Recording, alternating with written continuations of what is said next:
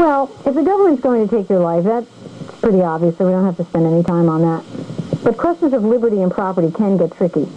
And the reason why they can get tricky has to do with a case called Goldberg versus Kelly, in which the court decided that welfare payments and the loss of welfare payments by somebody who's already on the welfare rolls could be a form of property that could trigger procedural due process. Prior to that case, when we were talking about liberty interest or property interest, we were talking about conventional interests understood by those terms protected under the common law. We were talking about, in terms of property, Greenacre or Fido the horse. In terms of liberty, loss of physical liberty. These were the conventional understandings. But after Goldberg versus Kelly, the court had to wrestle with what it meant by liberty and property interest, because now you potentially had this whole vast area made up of government benefits and things of that kind that could amount to liberty or property interests. So let's first start with liberty. What do we mean by liberty? What does liberty encompass? Of course, it still means the loss of physical liberty. If the government locks you up or confines you in some way to a mental institution or something like that, a jail, then you've suffered a deprivation of a liberty interest. It can also include other kinds of physical invasions of liberty. Let's say you're transferred from a regular prison to a mental institution, the court has said. The stigma associated with that and the administration of psychotic drugs associated with that implicates liberty interests. In fact, prisoner cases have generated a lot of liberty questions. And in a lot of cases, the prisoners have said, gee, I've been punished administratively. They've taken away my extra recreation hour, or they've done this, or they've done that. And for a long time, the court was trying to figure out whether there was a liberty interest by seeing whether, under rules and regulations of the prison had recognized in the prisoner a right to have those benefits. But the court recently took a new tack on this. It basically said, look here, you're in prison, and prison involves, obviously, significant restraints on your liberty. So what we should do is to see whether there is some deprivation beyond the natural incidence of being in prison. What we'll do is we're going to ask whether the thing that you're complaining about, the new imposition of restriction on your freedom, imposes what the court has described as atypical or significant hardships that are really beyond the ordinary incidence of prison life. For example, putting you in solitary confinement or beating you or something like that. But the mere fact that you've lost an hour of recreation time or you've been put in a segregated wing of the prison, something like that wouldn't count. Now, just like in prison, in general, any physical punishments at the hands of the government are liberty interests that will trigger procedural due process. There are lots of states around the country, maybe not lots, but some, where they allow teachers to apply physical punishment to students. Horrible thing, I think, but nevertheless, it's allowed to happen in some places. And when that does happen, that physical punishment counts as a liberty interest. Now, again, recall under procedural due process, we're not saying the state can't do it. As I indicated, they can. But if they do want to slap a student or beat a student or strike a student, it's a liberty interest, and it entitles the student at least to fair procedures to determine whether it's an accurate judgment that that punishment ought to be inflicted. Now, the other thing that counts as liberty interests include the loss of constitutionally protected rights. And to explain this, you have to start from the basic proposition that constitutional rights are not absolute.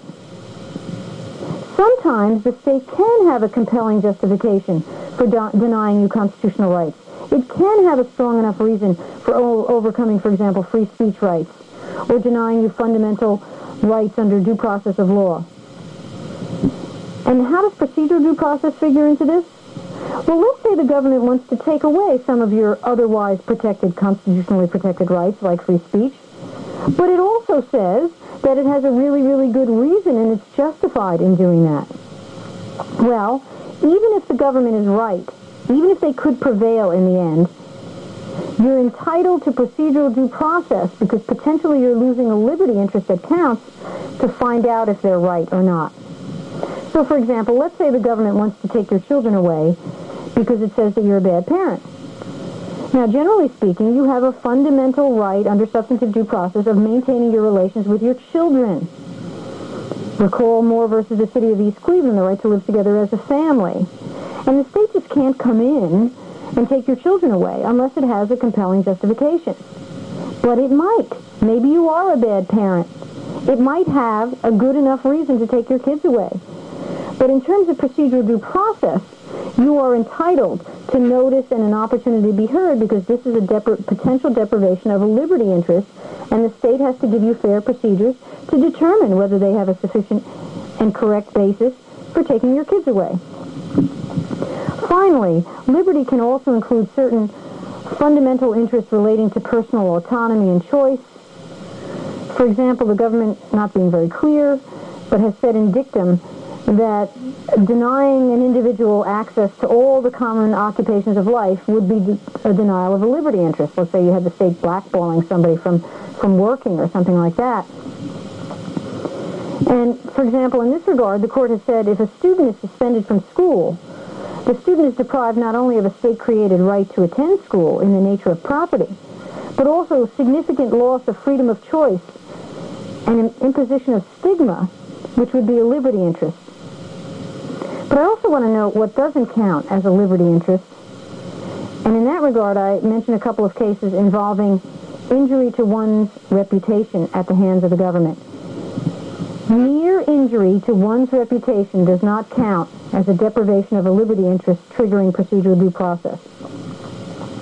Two cases, Paul versus Davis and Wisconsin versus Constantino. In Wisconsin versus Constantino, Mrs. Constantino went into a liquor store to buy liquor. But it turns out that the state, under a law that it had passed, had put her on a list of people who, because they were leaving their family in want, basically because they were alcoholics determined by the state, they were not eligible to buy liquor for a year. So the proprietor wouldn't sell to her. Now she sued, and the theory of her suit was not that she wasn't a drunk. It was not that she couldn't be put on such a list and denied the opportunity to buy liquor. It was instead, hey, maybe I am a drunk. Maybe you can have these laws. But before you do, before you in effect officially brand me as an alcoholic, you have to give me procedural due process because that's a liberty interest that should count. And the court said yes in that case. So it looked like injury to one's reputation, like that, at the hands of the government, would count as a liberty interest. But wait, then there was the case of Paul versus Davis. Paul versus Davis seemed to involve precisely analogous situation. In that case, the sheriff's office made up a list of known shoplifters at around the time of Christmas and sent around the list of known shoplifters to all the storekeepers. And the plaintiff found himself on this list, and he sued too. And his theory was, again, not that I'm not a shoplifter, not that you can't have these lists, but instead, if you're going to have these lists, and if you're going to put my name on it and brand me a shoplifter, I'm at least entitled to fair procedures, notice, and an opportunity to be heard to determine if that's correct. And I've been deprived of procedural due process. And in that case, the court said no. It said no. And it distinguished Wisconsin versus Constantino and said this, and here's the rule. Mere injury to one's reputation doesn't count.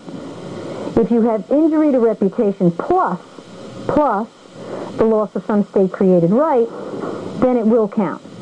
And the court said it counted in Wisconsin versus Constantino because it revised the meaning of that case, saying that in Wisconsin versus Constantino, the woman there lost not only, or suffered rather, not only injury to her reputation, but lost also the opportunity, the right created under statute for people over the age of 21 to purchase liquor.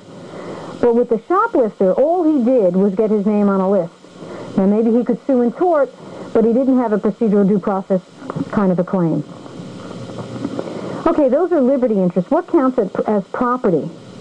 Well, here again, all conventional forms of property will certainly count. Personal property, real property. But the interesting cases arise out of the case I mentioned earlier, Goldberg versus Kelly, where the court said that welfare benefits and presumably other forms of government benefits, government largesse, could be property. So we really focus our attention on that, because those are where the questions lie. Now, under what circumstances